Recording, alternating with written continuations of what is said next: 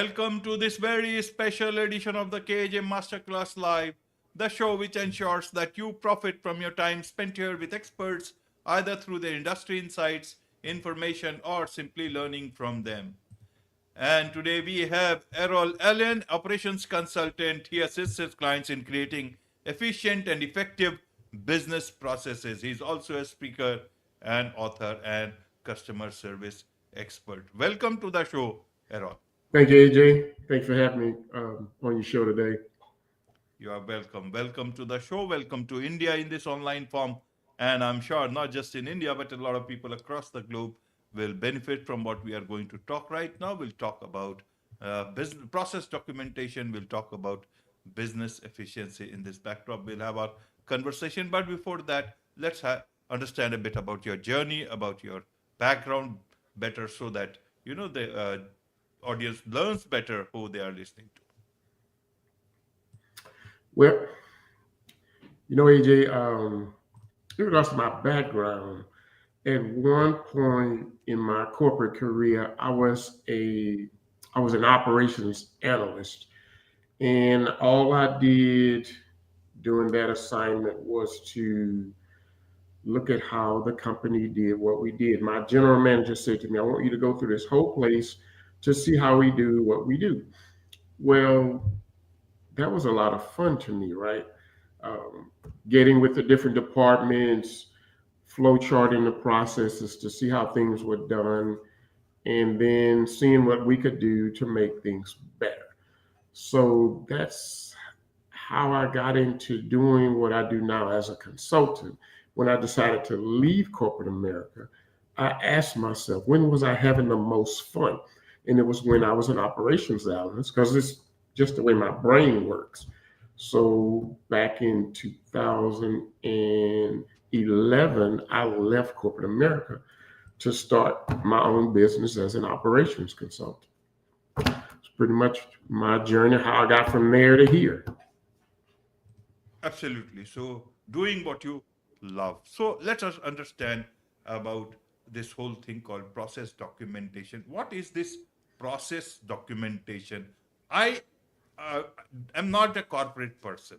I'm more of a journalist person. I've been in journalism for lot many years. There we work differently, though there are some processes there also in that. But I want to understand what is this process documentation? How is it related to company operations and all?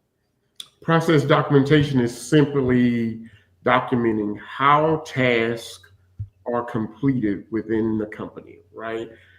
That's really all it is. Now, there's steps to getting that done, but that's all you're doing is documenting how do we do what we do within the company.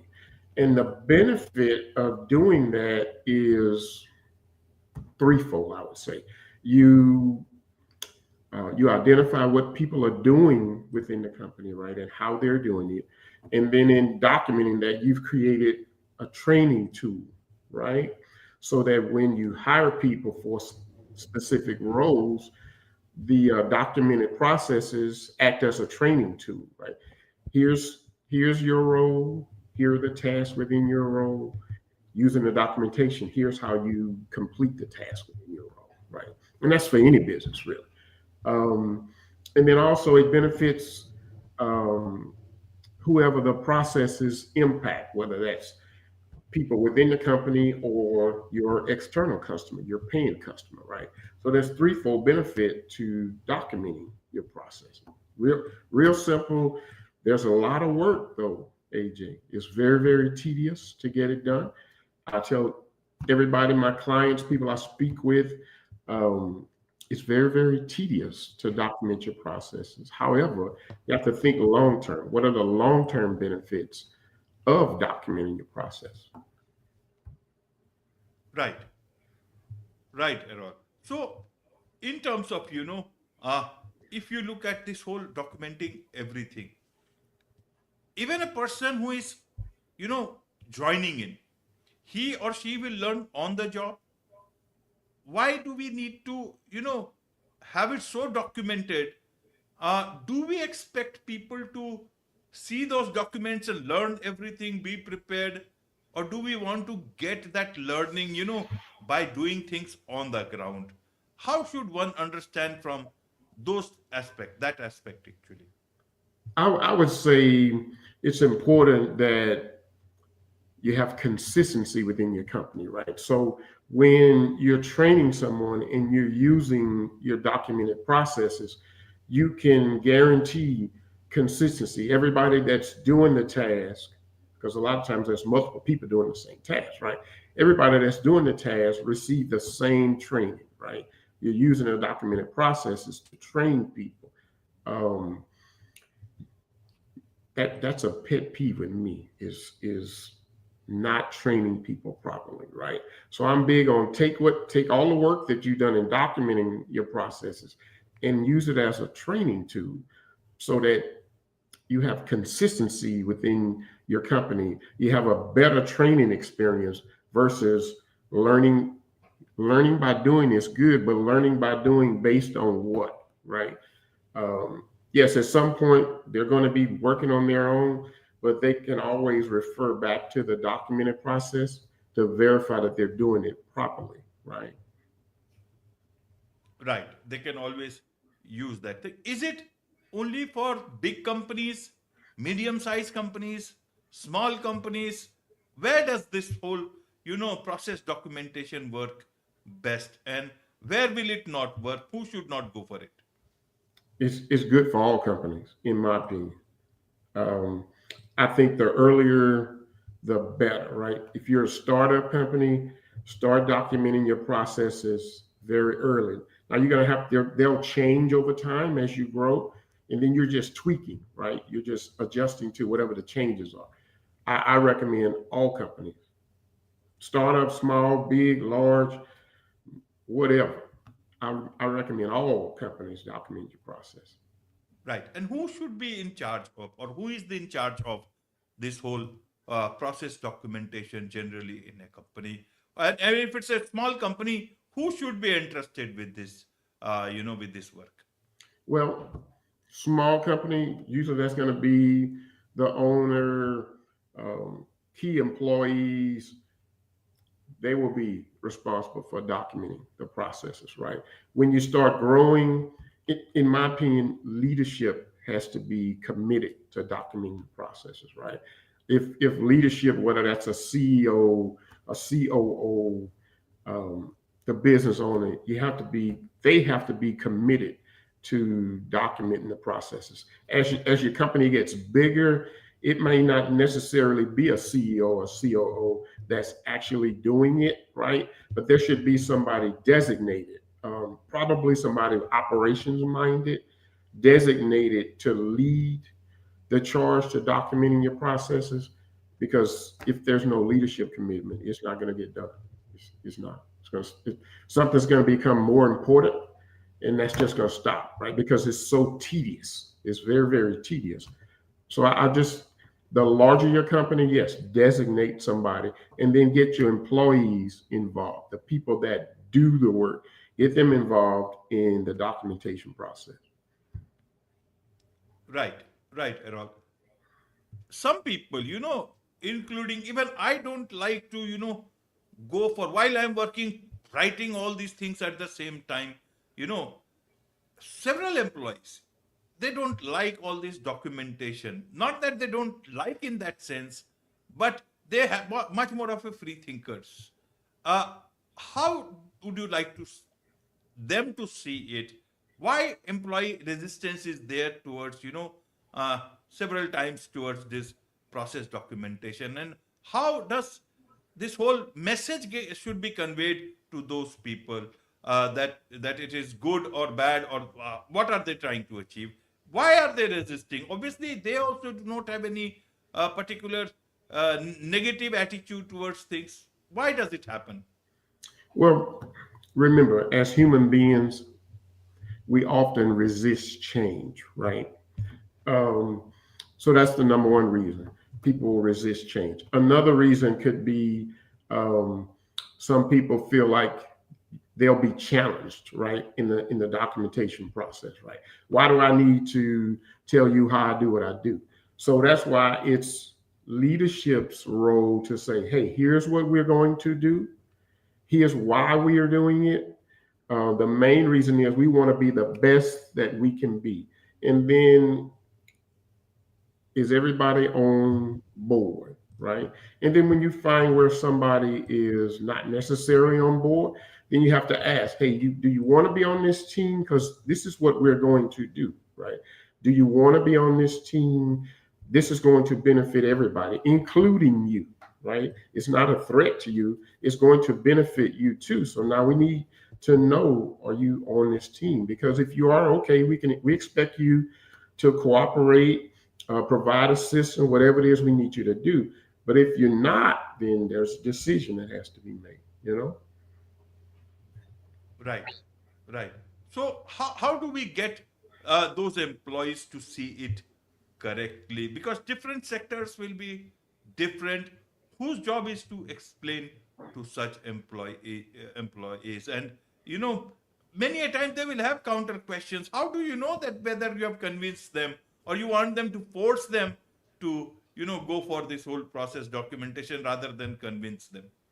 Well, you in regards to who's responsible, it's leaderships, whoever that is, a business owner, a CEO, a COO. It's their responsibility to deliver the message. Here's what we're going to do. Here's why we're doing. Here's the benefit of doing what we're doing. And once again, you ask the question: you're on board? You're on this team? Because if you are, here's what we expect you to do during this documentation journey. Um, where you have pushback from people that they just want to give pushback because it happens, and then you simply go back to, hey, remember we said here's what we're going to do, right? Here's why we're doing it. Here's what we need you to do. We need your participation. um, we want you to participate because you have so much to offer to the project, right? With all your knowledge on how you do what you do, we want your participation. So you try to convince them that their participation is important, which it really is. And but there comes a point where if they don't want to cooperate, then you have to make a decision, right? Do we want this person on the team? Because we don't want that to, well, so and so, they're not cooperating. Why should I, right? So you have to make those hard decisions sometime as a business owner or manager, CEO, COO, to make sure you have the right people on the team. Right, right, Errol. You talk about flowchart. Hmm. Now, a person, I do not know much about flowchart. I've heard about this term, but help us understand, for a common person to understand what are these flowchart processes, flowing, how should we understand this? Flow charts are just a simple picture of the steps in the process, right? You're just identifying what steps are taken to complete this process. That's all a flow Right, chart is what steps are taken to complete the process. That's all it is. Of course, as you start the flow chart, questions arise, right, within the flow chart. But for simplicity, that's all it is. You're just identifying the steps in the process. That's all you're doing. And you draw a picture. Most people are visual, right? So if you create a flow chart, people can see what's going on in that process. So it's a way to make it clear as to what steps are we taking to complete the process. right. Now, if everything is documented, Errol, what about free thinking, in terms of uh, independent thinking, innovation, new ideas? Everyone starts thinking only with on that piece of paper, all those diagrams, and rather than innovating, So, how do you calibrate that part of the human brain, your employees? Well, see, that is very important, right? To constantly ask your employees, right? Constantly ask them, are your processes working for you, right? Is this still the best way to get this process done? I advise my clients and people that I speak with, in your team meetings, always ask that question, right? Are your processes still working for you? Because you're right, people have ideas, right? And they can see where things can be adjusted to maybe work better. So you allow them the freedom to put those suggestions out there, right? So you ask that question. Hey, are your processes still working for you? Is there something we can do differently to make them better?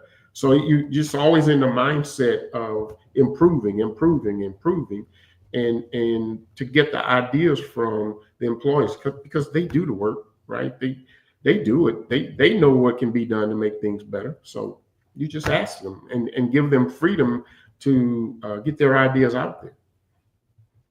Right. So if you make everything so processed, in terms of processes, then AI, automated tools, or even bots, they can follow it. So what will, nowadays there is so much of talk about, AI pushing out humans. So what will be the difference between bots, process, and human beings? Because then human beings will feel out of place in all these things, because bots will be much more efficient when everything is just that needs to be followed. Humans Well, will feel out of place. with with with automation, within your processes, you look to see what steps can we automate in this process, right? And once you flow chart your processes out, then it becomes easier to see, okay, what steps in this flow chart can be automated in the process. In regards to AI and bots, people have that's creating a lot of anxiety for some people, but you're still going to need, it takes AI a little bit to start learning, right? Same with bots. So you're still going to need human beings, right, to be in the middle of that. So while some of the anxiety is worth being anxious, being anxious about AI and bots, I think we'll always have humans somewhere, within the business to make sure things are going well. Right. So any company who wants to, small company, medium-sized company, they wants to get all this process documentation. How do they get started? What is the most important first step to do so? I recommend identifying your processes, right? What are our processes? Um, there's a little trick I use. I tell my clients, okay, let's identify your departments because most companies have more than one department.